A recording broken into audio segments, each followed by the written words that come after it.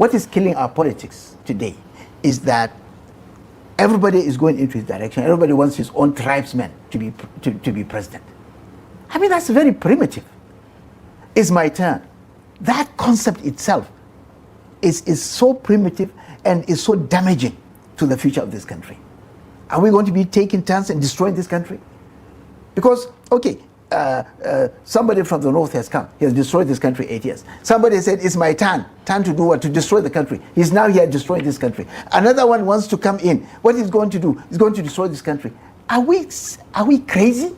Hello everyone and welcome back to Naija Gist Gang, your trusted source for verified updates and insightful discussion on Nigeria's most pressing political and social issues. I'm your host Precious, and today we turn the spotlight on Nigeria's democracy and the widening gaps in governance. Across the country, citizens are grappling with insecurity, economic hardship and growing political discontent. Many are asking tough questions about whether government institutions are truly meeting their responsibilities to the people. In this exclusive interview conducted by Trust TV News, we hear from Dr Usman Bugaje, former member of the House of Representatives and a respected voice in national discourse. He joins the conversation to unpack what these governance deficits mean for stability, accountability, and public trust in leadership. From the recent pardon controversies and service chief changes to the underlying issues of competence and public confidence in government, Dr Bugaje offers a frank and thought-provoking assessment of Nigeria's political direction. Stay tuned as we listen in on this compelling exchange, one that challenges both leaders and citizens to rethink the state of the governance in our nation. Let's take a look at this conversation.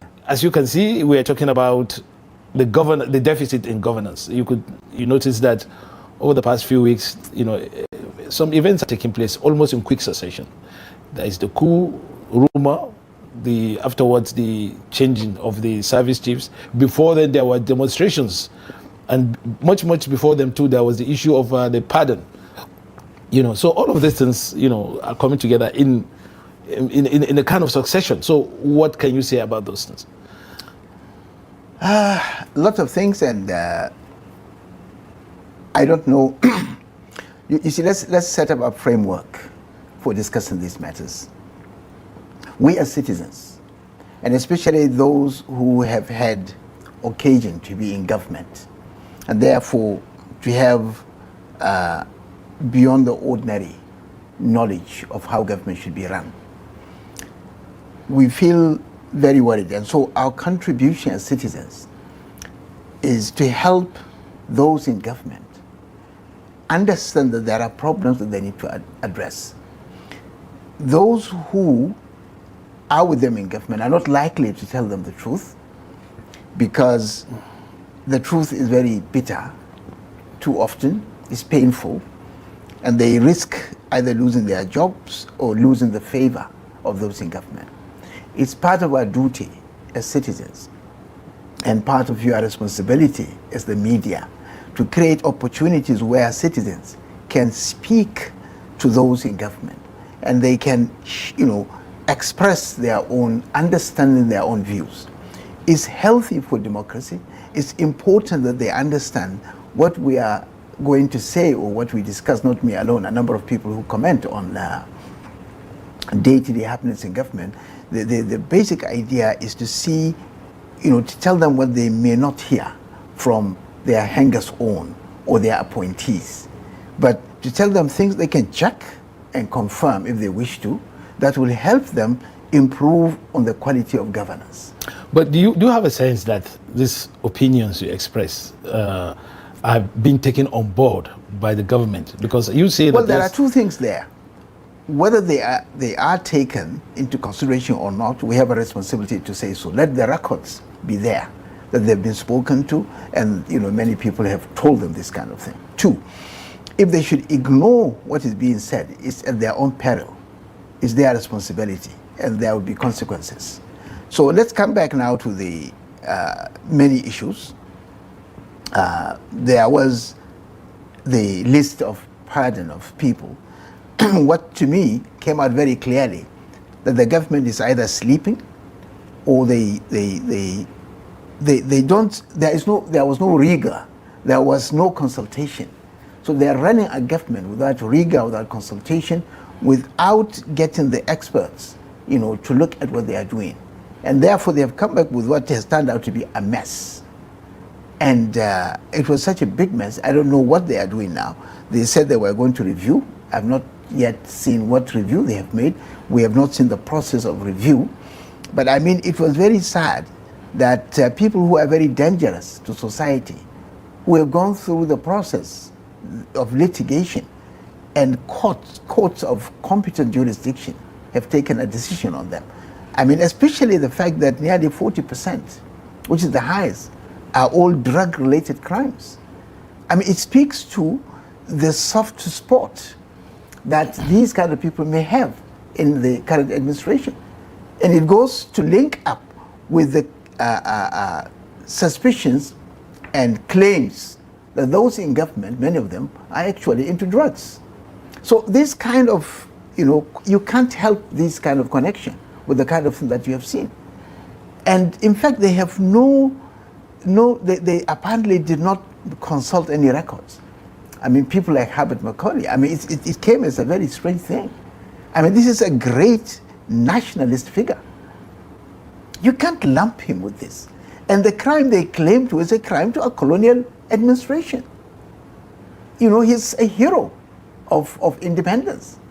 And therefore you cannot. So I really, it's one of the symptoms of incompetence in government that you can do this kind of mess. But the government says it's exercising authority on the altar of prerogative of mercy. There is prerogative of mercy, but you cannot, under that cover, commit such mess. You're supposed to go. There are certain processes, there are certain procedures, there are practices before you that you should check and see how these things are done. But sadly, it came as a blow to many institutions, especially the NDLA, even the EFCC and all other institutions, because they have done a thorough job of what they have done, and then you simply come and the basis really are not there. I mean, and you can see the moment the whole society rose against that mess, you can see they checking out, and they were fumbling and trying to see how they can get out, which means that they did not do a thorough job. But do you agree that, as people have said, that this has to do with politics, and that the politics of 2027, and that the government is trying to curry favor? I think it's beyond that. I think it's beyond that. How does, taking 40% of drug-related criminals out really help your politics? How? So I mean, this is beyond politics. There is something sinister about this particular thing.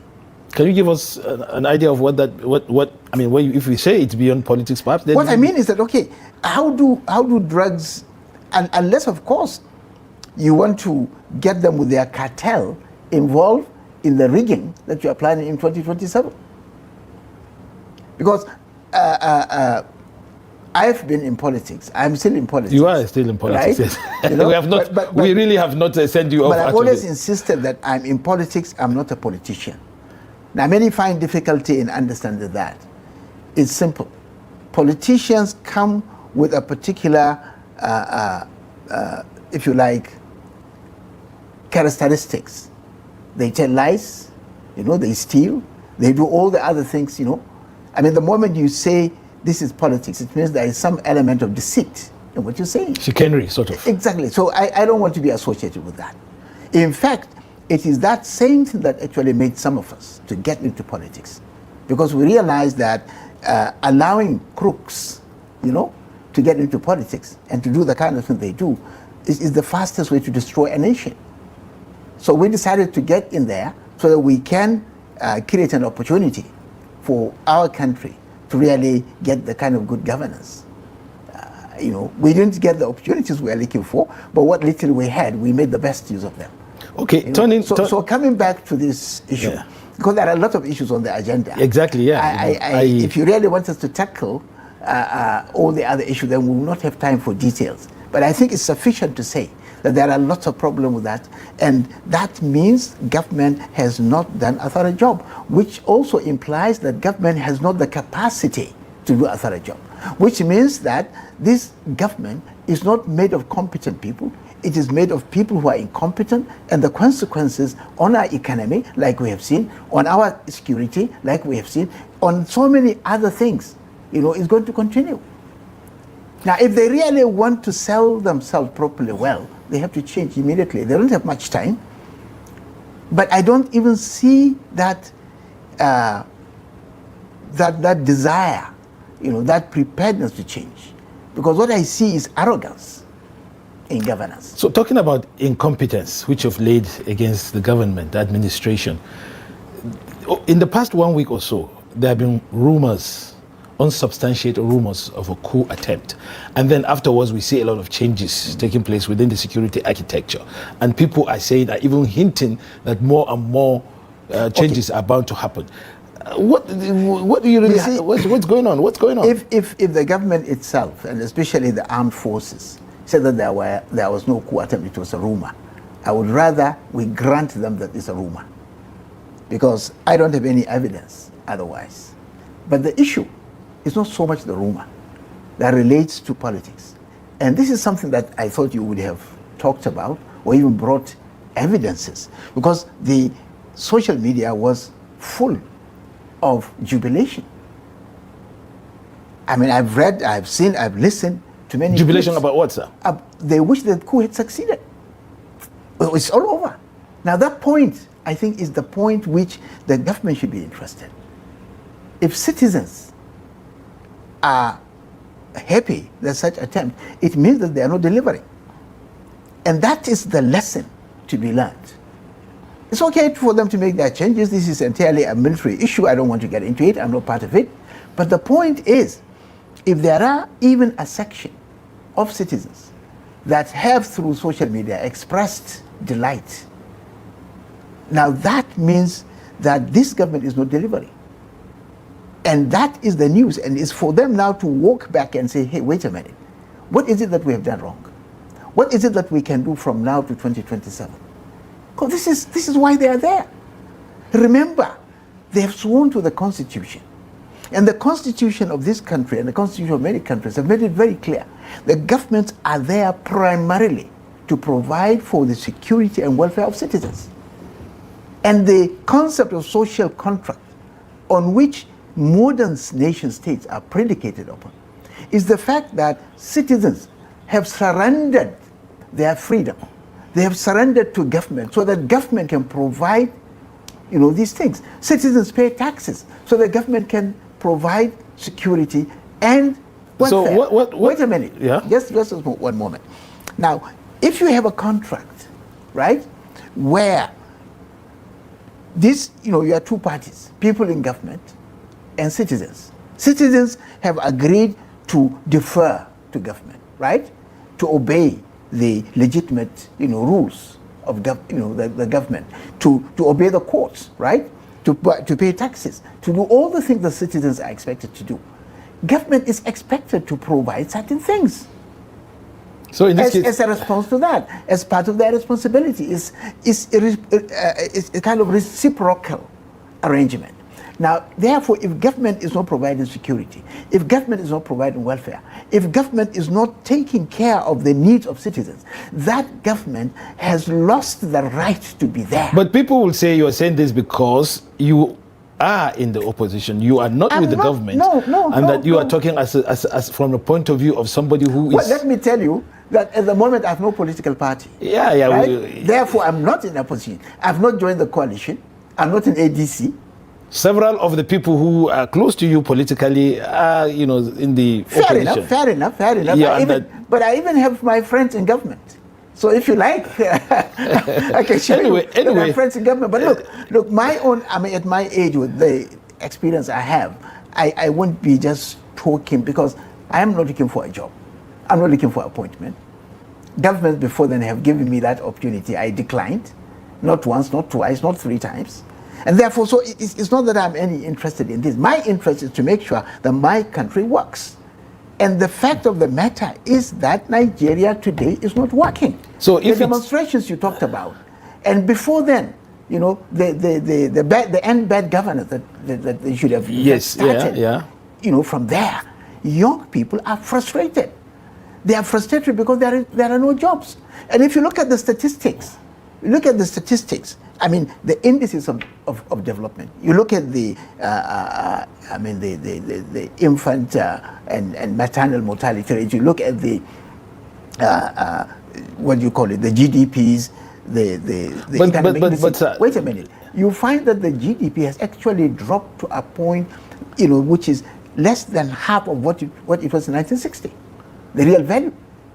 People are in real trouble in terms of poverty, in terms of, and how many people are out of school? How many people are roaming about after 6-7 years after graduation? There are no jobs. Yeah, but okay, I also seem to know that you are an economist. You have quite a thorough grounding on economics. I can tell you. Yeah, and okay, let me just make this point. Mm-hmm.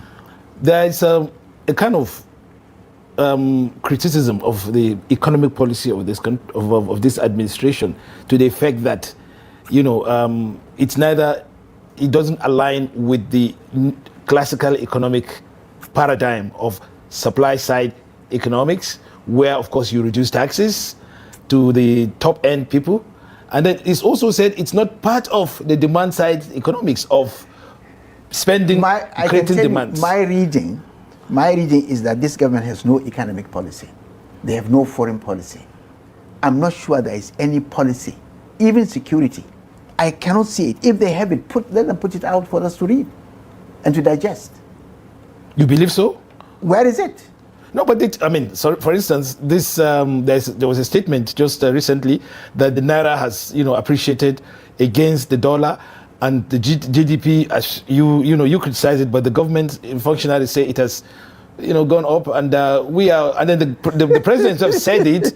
No, it's not a laughing matter, sir. No, the president himself said it, that we are turning the corner, and he was corroborated by the vice president that, look, the hard times are over. These are people in government. They are all talking propaganda.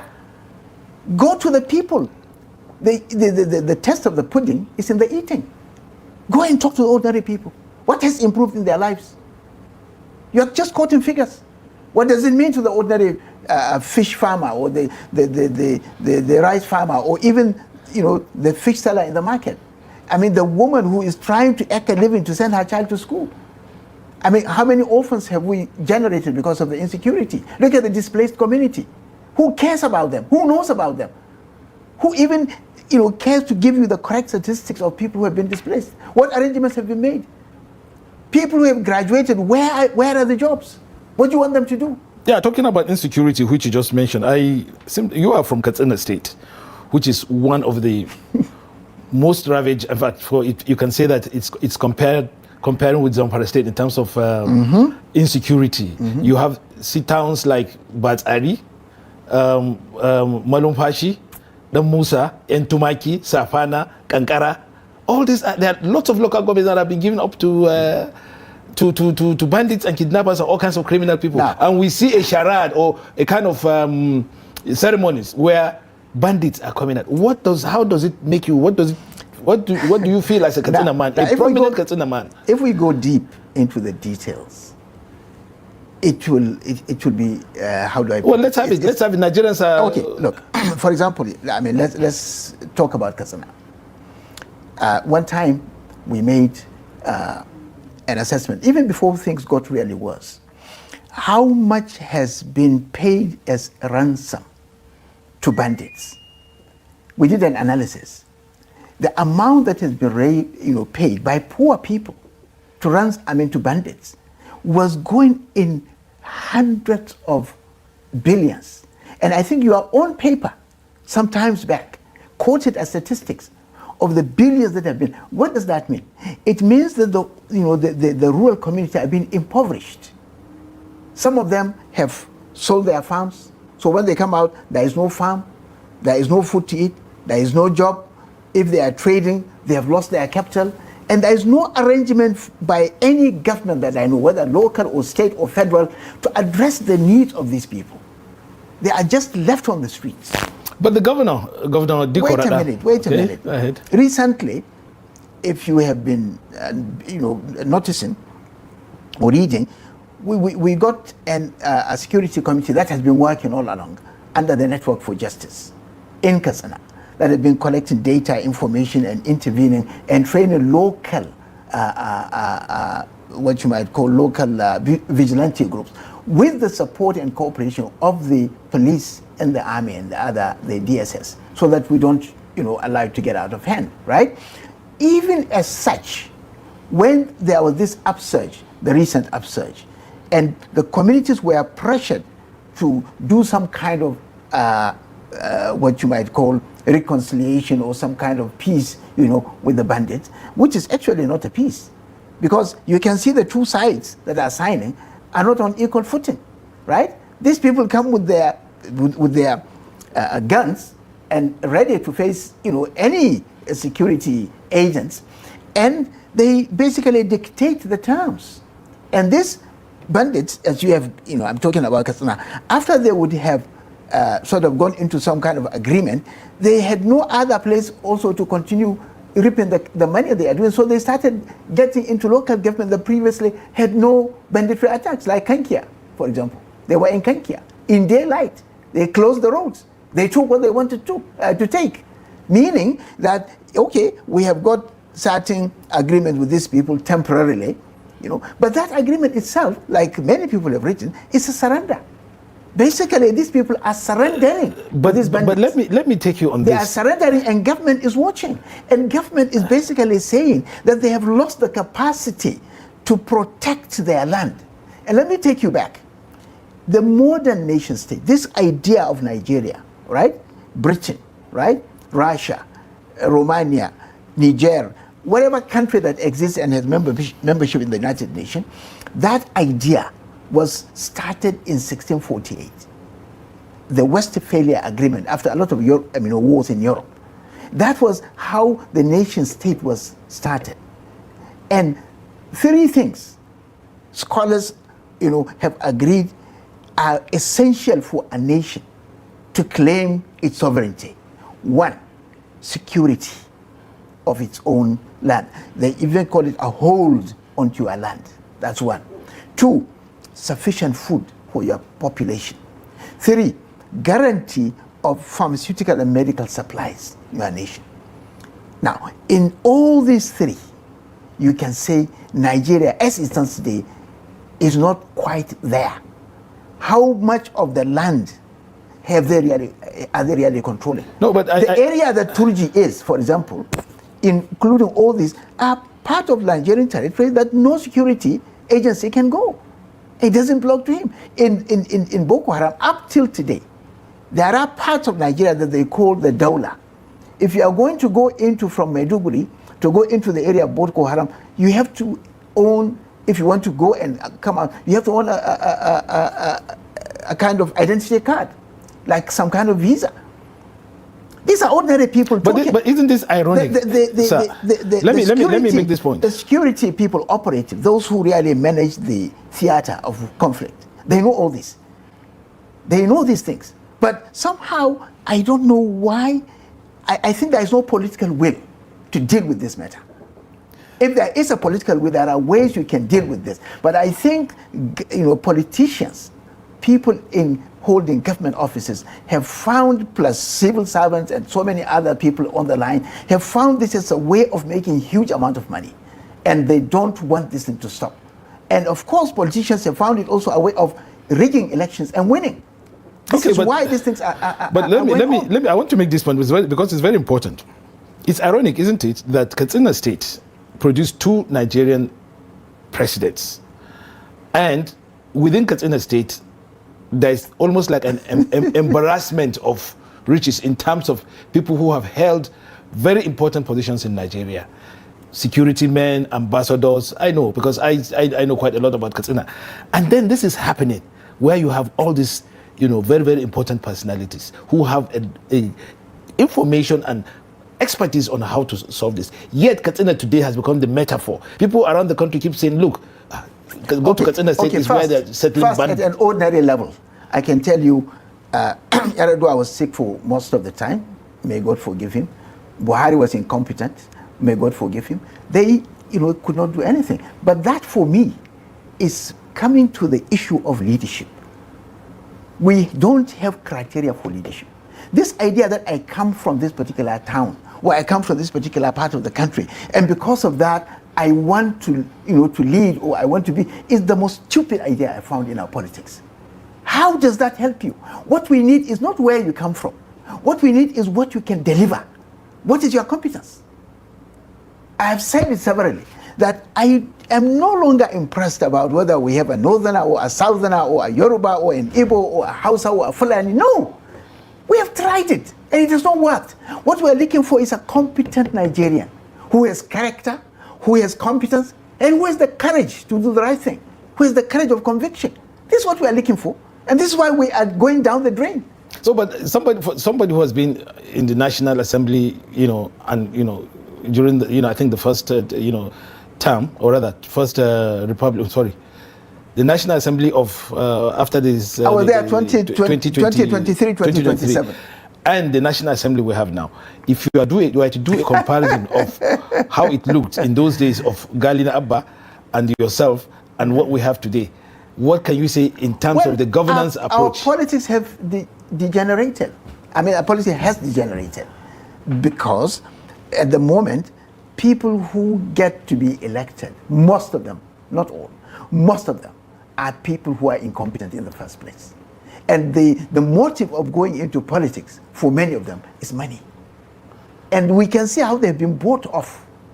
They are many of them are a disgrace to this country. Okay. Look at when the president walked in.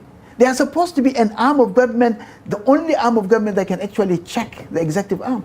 And they stood up, that's on your mandate, we said, how can you imagine a legislator, conceding Dr. his Bugaje, responsibility? I think we'll have to we'll hold it there for the moment because we're Fine, on a break. But this is a very important point. Yes, we'll get back to it because when... it's actually the roots of our problems. The root of our problem is that we don't have leadership. In all the problems of this country... we really have to call for a break now, and we'll resume after this timeout. Don't touch that dial. We're going to come back after this short break. Thank you very much, viewers. Yeah, welcome back. Before we went on break, we were talking about leadership deficits and the way and how it has affected and impacted our governance system in the country. Okay, let's now agree, yes, that we have a deficit in governance and leadership is one of the key issues that we have to address. How do we get to solve this problem? Because everybody agrees that this is a problem, but how do we bail the cat? Well, I don't claim myself alone to have all the solutions, but I can tell you my solution. And I'm doing this because I have spent quite a lot of time discussing this issue, not only in Nigeria, in other parts of Africa, at international level. For me, in the Nigerian context, the first thing we need to do is to agree on a criteria for leadership. At the moment, I insist, we don't have a criteria for leadership. What we have in the Constitution, as for the educational qualification, which is, I think, secondary school and age and these, they are not criteria for leadership. They are criteria for eligibility, that you are eligible. But that doesn't qualify you. What qualifies you? The criteria for suitability. So who should actually put the criteria for us to be able to follow? Those who are voting. They are the ones who decide. You believe that the voters who are supposed to be organized either by their political parties or by the civil society or by community leaders, but or by faith-based organizations. But do you sense that is happening in the country now? No, we can do it. I'm saying we can do it. How? Put us through. If we have a political party that decides that they are going to put a criteria for leadership, they don't even have to change their I mean, you don't have to have a constitutional amendment. Within what obtains here in the Constitution, within the existing electoral law, they can say, because electoral law allows them to do primaries through 3 different ways, either direct or indirect or through consensus. So they can modify, under this law, they can modify their own processes of primaries by, for example, saying that any person who is going to contest for the post of a legislator in our party must come with criteria 1, 2, 3. They can say so. No law stops them from doing that. All they need is to do a convention and insert that in their constitution. INEC will recognize that this particular party has set this particular standard, and these are the standards INEC would be looking for as being met at the primaries, where INEC staff are supposed to be there to give a report. But in a situation... Now you are starting from there. So by the time you do that, if you, for example, say that we need 3 criteria for you to become a governor, for example, or a governor or a president or any chief executive, right? What is that? We need character. We need competence. We need courage. If you just take these 3, a lot of these people who are in the government today, I mean, different states, and it doesn't matter, and I'm not talking about parties now, all the parties now, a lot of them, 70, 80% of them will be dropped because they lack character, they lack competence, and they lack that courage of conviction. So if you set these standards, you may not be perfect the first time, but if you set the standard to maybe reduce incompetent people by 20, 30, 40%, that's a big achievement. And so from there, you can now set standards for good governance. As a party, anybody who is elected on our platform, we will insist that if he's a governor, this is the program he's going to do, right? And we will supervise him. And that's what political parties are for, really. But people are saying... At the moment, they've become just cartel for collecting bribes and collecting money from people who have stolen. Because if you, and I want you, Ilyasu, to try this.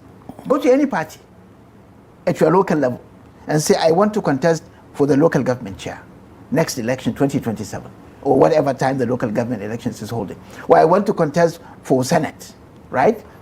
The first question, I guarantee you, that they will ask you is that, do you have money? I can tell you I face that situation. Oh, very good, very good. So if money has become the deciding factor, is anybody in his senses, I mean, how can anybody in his senses be surprised as to what is happening in this country today? Everybody's looking for money. But then the question, I mean... People who are appointed, many of them, and I say many, not all, I say many. Many of them are just looking for opportunities to steal. Many of them are just grabbing and stealing, and there are so many pretexts. But the counter argument to that, Dr. Bugaje, is that, look, some people are saying, why are we in a hurry? Some of these developed democracies that we are trying to emulate didn't, get there, within the time that Nigerians are saying we must die. For instance, let me give you an example. In Britain, 1215, Magna Carta. In America, it took a long time before the political system was sanitized. They went through all kinds of, revolutions, all kinds of reforms and all that before they perfected it. And people are saying, how long is our democracy anyway? We are just, And thank you very much for raising that, Ilyasu. My first comment is that argument that you find among elite is a colonial argument. It is a confirmation of a colonized mind, because we are looking at America and Europe, Britain, as the ultimate in wisdom and perfection. Read their history. Africa has produced far better leaders. Africa has done far better in history than these people. Isn't that subjective? It's not subjective. The records are there. The records are there. Okay, let's have the records then. Okay, in 2011, the African Roman Empire, Severus, was the one who was invited by England to protect it from the banditry of the barbarians from the Caledonian tribe. He went there, he supported them, and Severus died in York. It's part of their history. When King Henry VIII, who is the father of Elizabeth I, decided to request the Pope, to allow him to marry another wife, which with a lot of difficulty, the Pope granted. He came back to the Pope with another request, and the Pope refused. And he decided to get out of the Roman Catholic Church. He started the Anglican Church, right? But he was excommunicated by the Holy Roman Empire at that time. This is the 16th century, right? Yeah. And how did he survive? 2 countries came to him, and they were critical in the survival of England at that time. It was Morocco and the Ottoman Empire. Check the records. Yeah. This was the time of Shakespeare. You know, there were a lot of gifts between Morocco and the Queen Elizabeth I. You see a lot of the paintings in British archives. You go to the museum in London, you see a lot of these things. It's in their records. When America declared independence in 1776, that's the Declaration of American Independence crafted by Thomas Jefferson. What country, the first country that recognized America, which was what gave that declaration its life, was Morocco. Until recently, no Moroccan needs visa to go to the United States as a measure of that. So I can go on and on and on. I can give you a dozen incidences. It's just that we don't read our history, where we don't know the history of Europe. If we know the history of Europe and America and all these countries that we now look as great, we will take them for what they are, not for what their propaganda has shown. We in Africa, we have got records of better governance. We had kingdoms that were better managed. We have resources. Let me take you on this. No, I want us to emphasize that this colonial mentality in Nigerian elite, who have gone to Western schools, and they have not read the West properly well. Because if you read the West properly well, after all, democracy is in crisis today. In fact, if democracy would produce people like Trump, it's enough evidence that democracy is in crisis. He's not the best of Americans. Look at Sanders. Look at Jeffrey Chase. Look at a number of very good, excellent people who could have led America. So democracy is faulty. It will keep bringing the wrong people. They will destroy our countries. We go into conflict and war, and everybody will suffer. I hope we don't get to that. What I'm saying, and even General Obasanjo, in the last Jonathan's Foundation conference in Accra, if you have followed, made this statement, not for the first time, for a number of times, that we Africans, we should come up and modify our democracy. We should be able to bring in something that will flow and be in harmony with the African values. And African values are much higher than the present British values. Look, a lot of what we call Western, which we got through the Europeans, were brought by godless Europeans. These people who ran the colonial were not good Christians. Even Christian missionaries had trouble under them. Okay. Check the record. Okay. So what I'm saying is that I don't want this idea that, oh, America is doing, oh, Britain is doing, oh, France. They are not my models.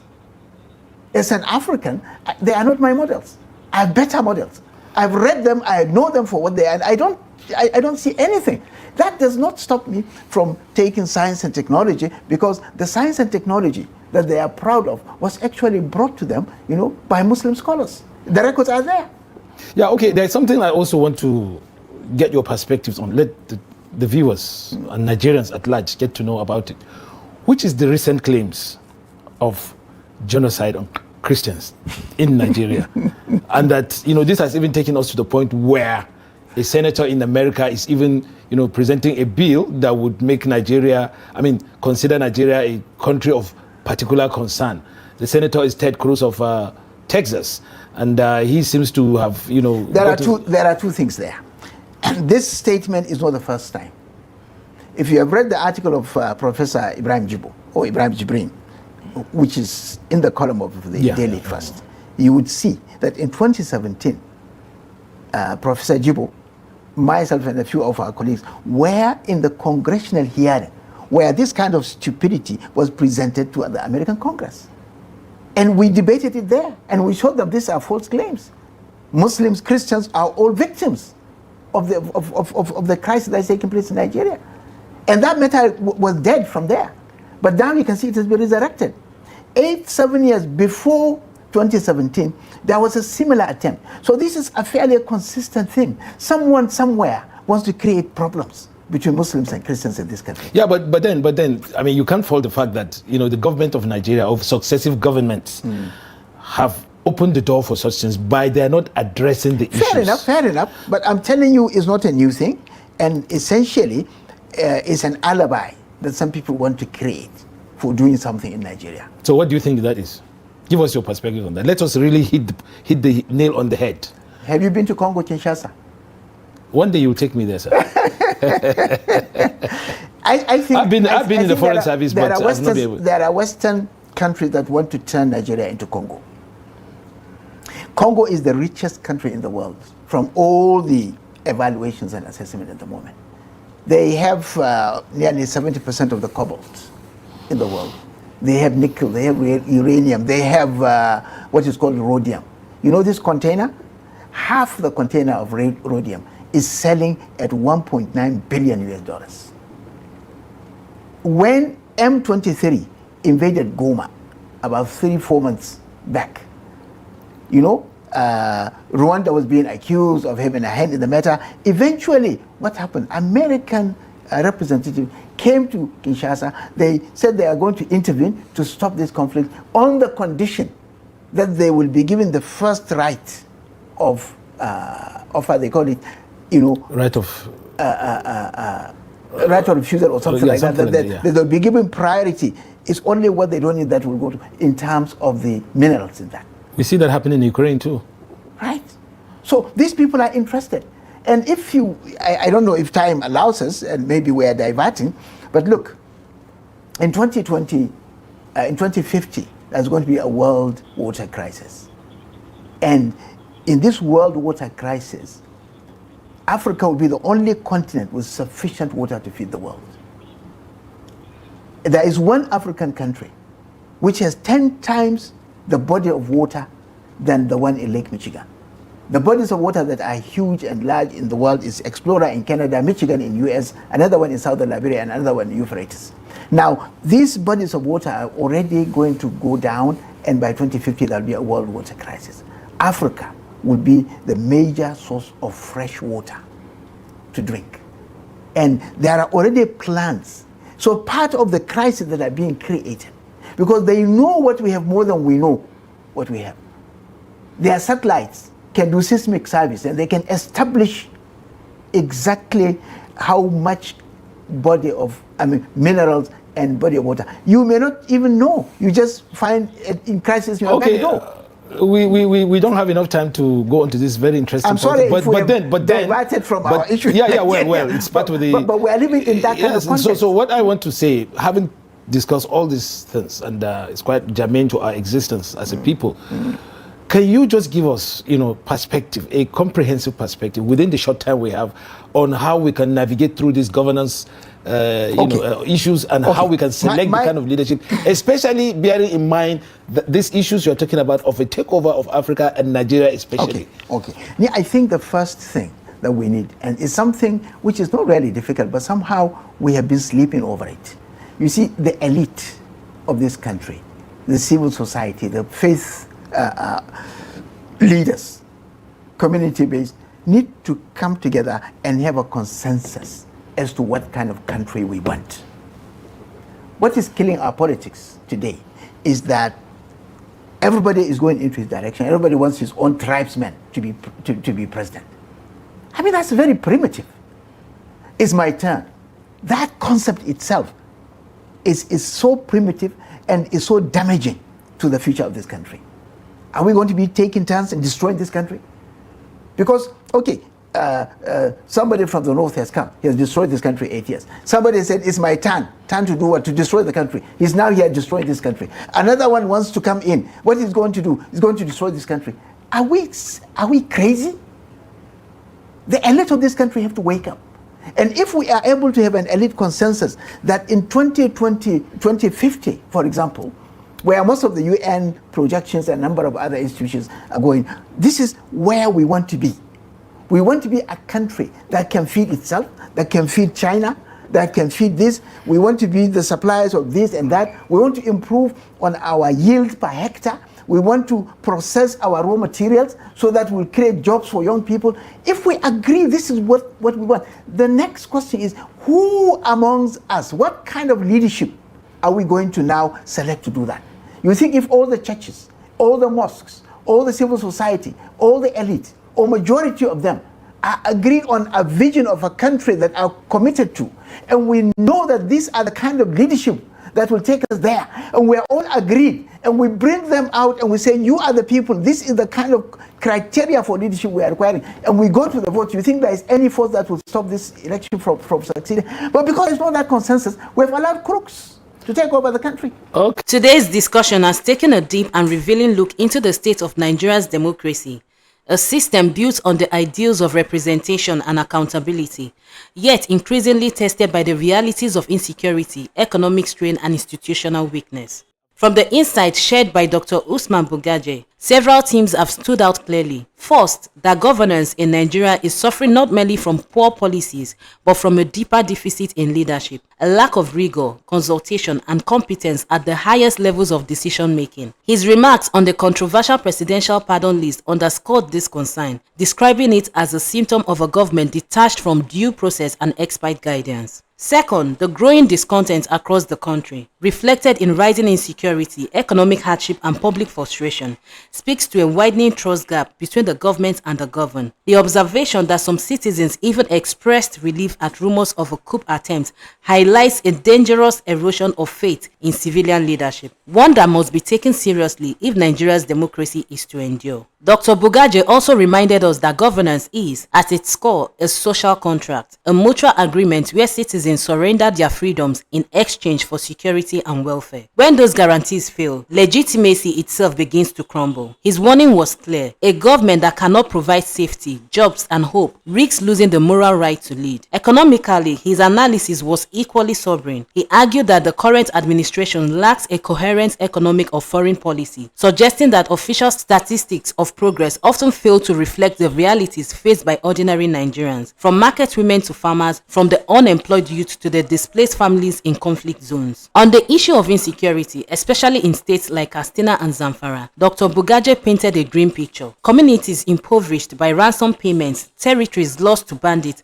and a government that appears to have a ceded part of its sovereign land. His call was not just for more military action, but for political will, the courage to dismantle the entrenched interest profiting from conflict. Perhaps most strikingly, he spoke about the need to redefine leadership itself, beyond ethnicity, religion, or region. He urged that Nigeria's future depends on leaders who possess three essential qualities: character, competence, and courage. In his words, the problem is not where our leaders come from, but what they bring to the table. His reflections also challenged the long-held idea that Nigeria must follow Western democratic models without adaptation. He argued that Africa once produced systems of governance rooted in accountability, justice, and community, values now overshadowed by imported systems struggling to deliver for African societies. The lesson here is that reform must be logically grounded, not externally dictated. In the end, today's conversation leaves us with a difficult but necessary question: what kind of democracy are we building, and for whom? If governance continues to serve only the powerful while leaving citizens impoverished, then the very foundation of our republic stands on shaky ground. As Precious, my takeaway is that democracy cannot strive without trust, and trust cannot exist without truth, transparency, and tangible improvement in people's life. Nigeria's leaders must return to the basic of service, integrity, and accountability. Anything less risks deepening the despair we see across the land. We do love to hear your thoughts on this crucial issue. Do you believe Nigeria's democracy can still be strengthened, or has it lost its way? Share your views in the comments below, and if you found this discussion insightful, please subscribe to Naija Gist Gang for more balanced analysis and thoughtful commentary on the nation's most pressing issues. Thank you for watching, and I'll see you in the next one.